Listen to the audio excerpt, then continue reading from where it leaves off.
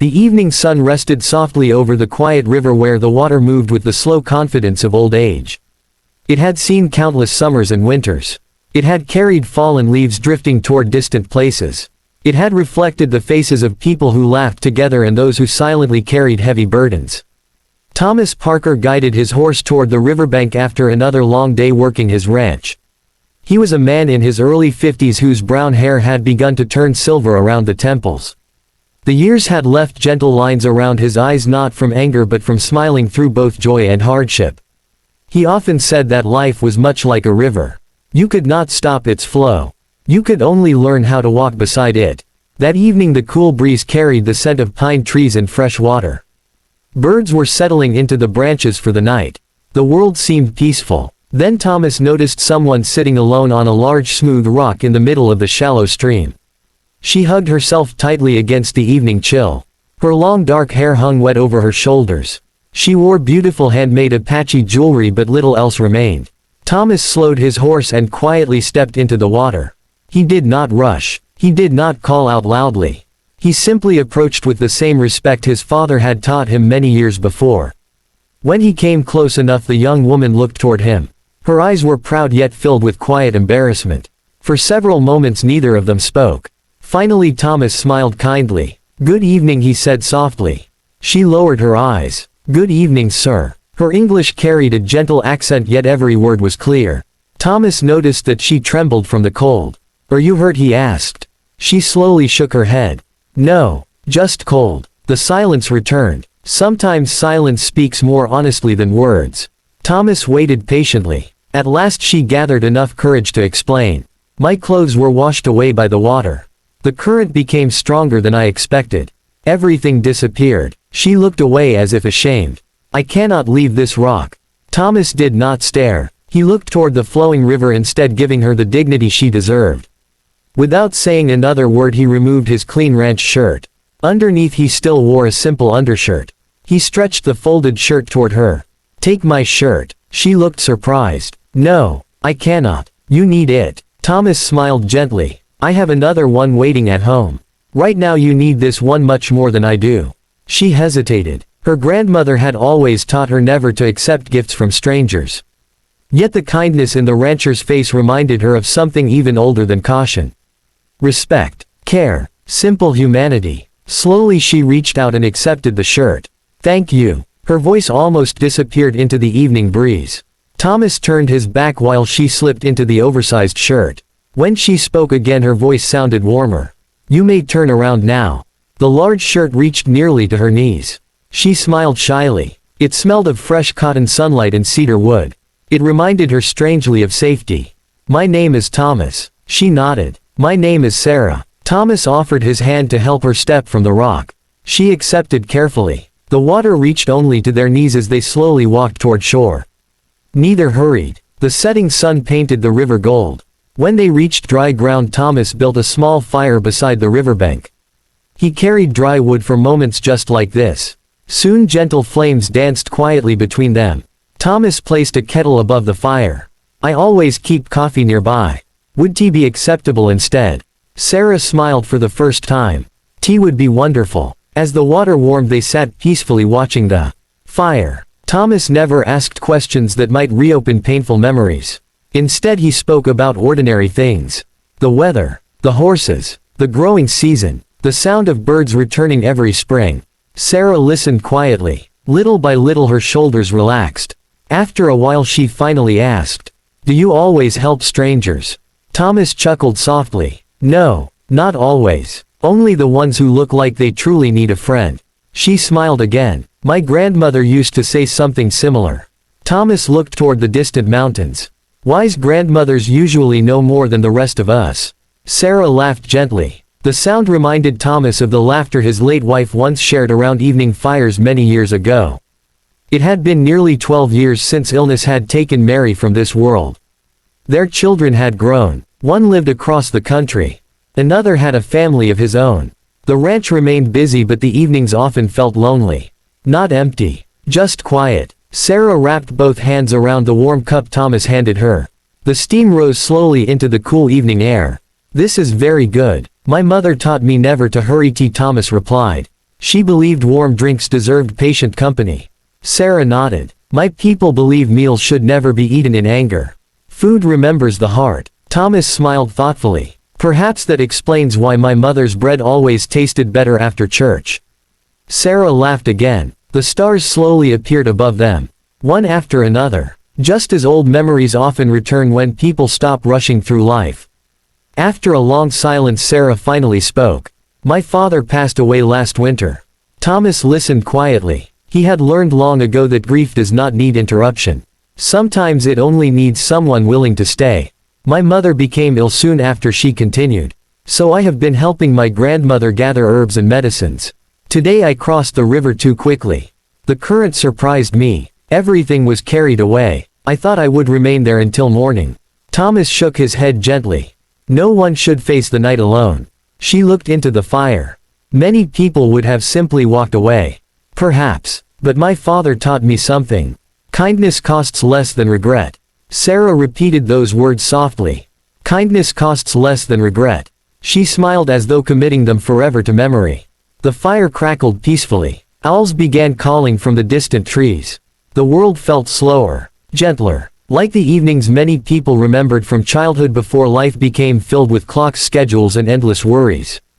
Thomas finally stood. Your family will be worried. I know where the Apache settlement begins. I'll walk you as far as the old cottonwood tree. The rest of the path belongs to you. Sarah stood beside him. Thank you, not only for the shirt, for seeing me as a person instead of a problem. Thomas answered with quiet honesty. That is how everyone deserves to be seen. Together they walked beneath the first stars of the evening. Neither knew that this simple act of kindness beside a quiet river would gently change both of their lives in ways neither could yet imagine. The old cottonwood tree stood quietly beneath the moonlight just as it had for generations. Its wide branches had sheltered travelers from summer heat and winter storms. Thomas stopped beside the tree. This is where I leave you, he said softly. Sarah smiled with gratitude. You have already done more than enough. She folded the sleeves of his oversized ranch shirt. I will return this to you.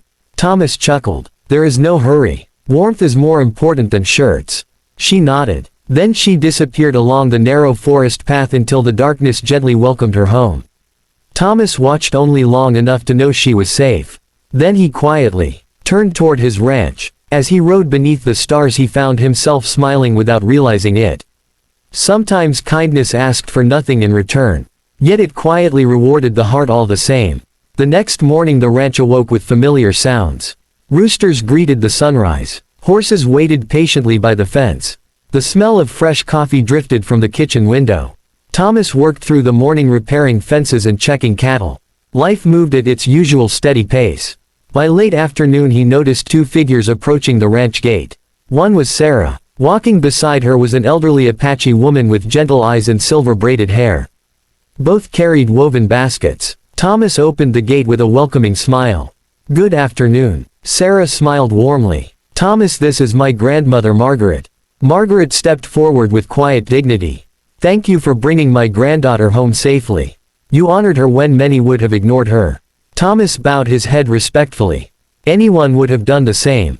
Margaret smiled gently. Not everyone. That is why kindness is remembered longer than wealth. She handed him one of the baskets. Inside rested fresh bread, wild berries, dried herbs, and homemade preserves. Thomas looked surprised. This is far too much.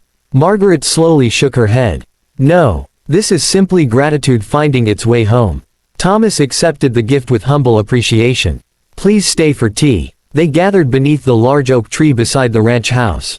Thomas prepared fresh tea while Sarah admired the horses grazing peacefully nearby. One chestnut mare slowly walked toward her. Sarah gently stroked its neck. She whispered softly in her own language. The mare lowered its head as though understanding every word. Thomas smiled. She likes you. Animals recognize gentle hearts. Sarah looked toward him. My grandfather believed horses hear feelings before voices. Thomas nodded. I believe that too. For the next hour they shared stories instead of opinions. Margaret spoke of seasons when families gathered around evening fires telling stories instead of watching clocks. Thomas remembered his own childhood. Neighbors visited without invitations. Doors remained unlocked. Children played until the stars appeared. Nobody measured friendship by money. Only by loyalty. Sarah listened carefully. Perhaps people have forgotten how to sit quietly together. Thomas looked toward the mountains. Maybe, but I think the old ways are waiting patiently for us to remember them. Margaret smiled proudly. That is a wise answer. Over the following weeks Sarah often visited the ranch. Sometimes she brought herbs for Thomas's aching shoulder. Sometimes fresh bread baked by her grandmother. Sometimes she came with nothing except conversation. Thomas discovered that she loved books nearly as much as wildflowers. She enjoyed repairing broken things instead of replacing them. She believed every object carried memories. One afternoon she noticed an old wooden rocking chair resting in Thomas's barn. Its arms were cracked. Its paint had faded away. "Who used this chair?" she asked. Thomas smiled sadly. "My wife Mary. She rocked our children in this chair every evening. I never had the heart to throw it away." Sarah ran her fingers gently across the weathered wood. "Would you allow me to repair it?" Thomas looked uncertain. "Can it really be saved?" Sarah smiled. "Some things only need patience, not replacement." For several days she quietly worked on the chair. She sanded every rough surface. She strengthened every loose joint. She polished the wood until its warm color returned. When she finally placed it on Thomas's porch, the chair looked beautiful once again. Thomas carefully sat down. The chair rocked gently, exactly as it had years before. For a long moment he could not speak. Memories filled his heart. He could almost hear Mary's soft laughter carried by the evening breeze. "Thank you," he whispered. Sarah answered quietly. "Some memories deserve a comfortable place to rest." Thomas smiled with moist eyes. That evening they watched the sunset together. Neither felt the need to fill every silence. True friendship often grows strongest in peaceful quiet. As autumn arrived, the trees dressed themselves in brilliant shades of gold and crimson. Neighbors gathered for the annual harvest celebration. Families brought homemade pies, fresh vegetables, warm bread, and laughter. Thomas invited Sarah and Margaret to attend. At first they hesitated. "Would we truly be welcome?" Margaret asked.